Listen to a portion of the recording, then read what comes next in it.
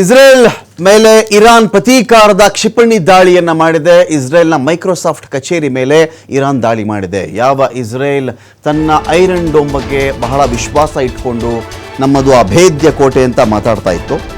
So ಅಂತಹ Israel ಮೇಲೆ ನೋಡಿ, ಒಂದೊಂದು ದಿನಕ್ಕೆ ಒಂದೊಂದು ಮೇನ್ ಟಾರ್ಗೆಟ್ಗಳನ್ನು ಇರಾನ್ ಇಲ್ಲಿ ಹೊಡೆದು ಹಾಕ್ತಾ ಇದೆ.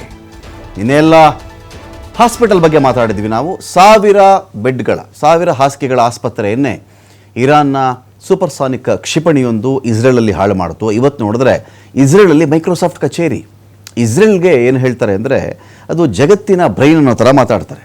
ಅಲ್ಲಿ ಬೌದ್ಧಿಕ ಸಂಪತ್ತಿದೆಯಲ್ಲ, ತುಂಬ ವ್ಯಾಲ್ಯೂಬಲ್, ಇದು ತುಂಬ ಮೌಲ್ಯಯುತವಾದದ್ದು ಅಂತ. ಅಮೆರಿಕ ಕೂಡ ಇಸ್ರೇಲ್ನ ಬೌದ್ಧಿಕ ಸಂಪತ್ತಿನ ಹಿಂದೆ ಜಾಸ್ತಿ ಬೀಳುತ್ತೆ. ಅಮೆರಿಕದಲ್ಲಿಯೂ ಕೂಡ ಇಸ್ರೇಲ್ನ ಸಾಕಷ್ಟು ಬ್ರೈನ್ಗಳು ಕೆಲಸ ಮಾಡ್ತವೆ ಅಂತ ಅದರ ಅರ್ಥ.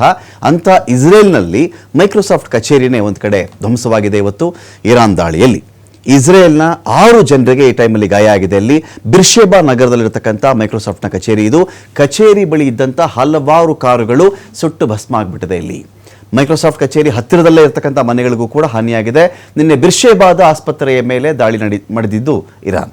ದಾಳಿಯಲ್ಲಿ 50ಕ್ಕಿಂತ ಹೆಚ್ಚು ಜನ ಗಂಭೀರವಾಗಿ ಇಲ್ಲಿ ಗಾಯಗೊಂಡಿದ್ದರು. ನೋಡಿ, ನೀವು ನೋಡ್ತಾ ಇದ್ದೀರಲ್ಲ, ಇದೀಗ ಮೈಕ್ರೋಸಾಫ್ಟ್ ಕಚೇರಿ ಇವತ್ತಿನ ಟಾರ್ಗೆಟ್. ನಿನ್ನೆ ಆಸ್ಪತ್ರೆ ಟಾರ್ಗೆಟ್ ಆಗಿತ್ತು, ನಾಳೆ ಗೊತ್ತಿಲ್ಲ, ಸಂಜೆ ಗೊತ್ತಿಲ್ಲ. ಸೊ ಹಾಗಾಗಿ ಪ್ರತಿ ದಿನವೂ ಕೂಡ ಇರಾನ್ ಇಲ್ಲಿವರೆಗಿನ ಇಸ್ರೇಲ್ ಅಭೇದ್ಯ ಕೋಟೆ ಎನ್ನುವ ಒಂದು ಕಲ್ಪನೆ, ಒಂದು ಹೆಮ್ಮೆ ಇತ್ತಲ್ಲ ಇಸ್ರೇಲ್ಗೆ, ಬಹುಶಃ ಅದನ್ನೇ ಛಿದ್ರ ಮಾಡ್ತಾ ಇದೆಯಾ ಅಂತ.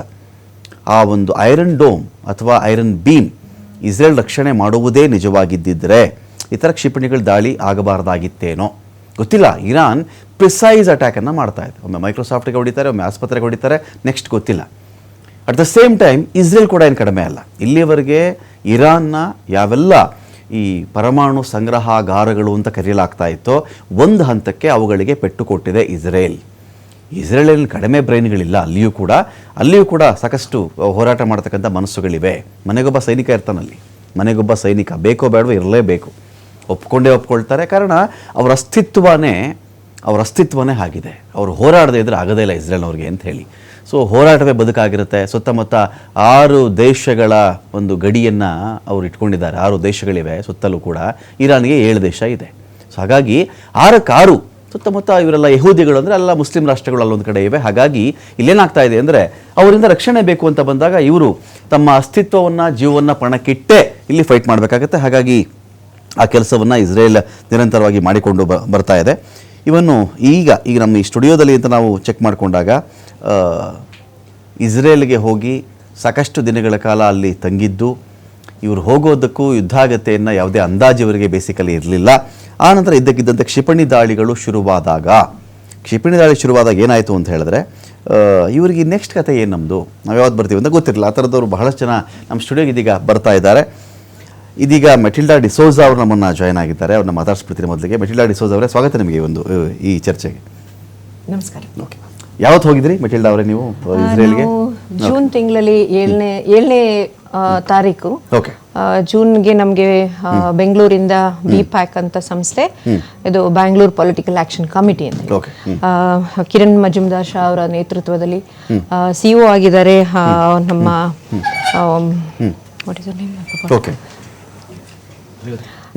ಅವರ ಒಂದು ತಂಡ. ನಮ್ಮ 18 ಜನರು ಅಂದ್ರೆ ಕೆಲವರು ರಾಜಕೀಯ ಪಕ್ಷಗಳಿದೆ, BJP, ಕಾಂಗ್ರೆಸ್, JDS ಮತ್ತೆ ಆ ಪಾರ್ಟಿಯಿಂದ ನಾವೆಲ್ಲರೂ ಸೇರಿ 7ನೇ ತಾರೀಕು ಬೆಳಿಗ್ಗೆ ಪ್ರಯಾಣ ಬೆಳೆಸಿದ್ವಿ. ಇದು ನಮ್ದು ಪ್ಯೂರ್ಲಿ ಸ್ಟಡಿ ಟೂರ್ ಆಗಿತ್ತು. ನಮಗೆ ಇಲ್ಲಿನ ಇಸ್ರಾಯೇಲ್ ಕೌನ್ಸುಲೇಟ್ ಜನರಲ್ ಆರಿ ಮೇಡಮ್ ಇದ್ದಾರೆ ಒಬ್ರು, ಅವರು ಕೂಡ, ಮತ್ತೆ ರವಿ ಕಿರಣ್ ಅಂತ ಹೇಳಿ ಒಬ್ರು, ಅವರಿಬ್ರು ಜೊತೆನಲ್ಲಿ ನಮ್ಮ ತಂಡ 18 ಜನರ ತಂಡ ನಾವು 7ನೇ ತಾರೀಕಿಗೆ ಇಲ್ಲಿಂದ ದುಬೈ ಹೋದ್ವಿ. ದುಬೈನಿಂದ ನಾವು ಇಸ್ರಾಯೇಲ್ಗೆ ಪ್ರಯಾಣ ಮಾಡಿದ್ವಿ. ಸ್ಯಾಟರ್ಡೆ ಹೋಗಿ ನಾವು ರೀಚ್ ಆಗಿದ್ದೀವಿ. ಅವತ್ತಿನ ದಿವಸ ಅಲ್ಲಿ ಸಾಬತ್ ಇರೋದ್ರಿಂದ ನಮ್ಗೆ ಸ್ಯಾಟರ್ಡೆ ರೆಸ್ಟ್ ಇತ್ತು. ಸೊ ನಂತರ ನಮ್ಮ ಐಟನರಿ ಪ್ರಕಾರ ಸಂಡೇ ಮಾರ್ನಿಂಗ್ ಇಂದ ನಮ್ಮ ಸ್ಟಡಿ ಟೂರ್ ಪ್ರಾರಂಭ ಆಯ್ತು ಅಲ್ಲಿ.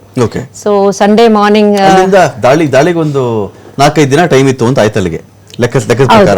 4-5 ದಿನ ದಾಳಿಗೆ ಮುಂಚೆ ಒಂದು 4-5 ದಿನ ನಟರಾಜ್ ಗೌಡರು ನಮ್ಮ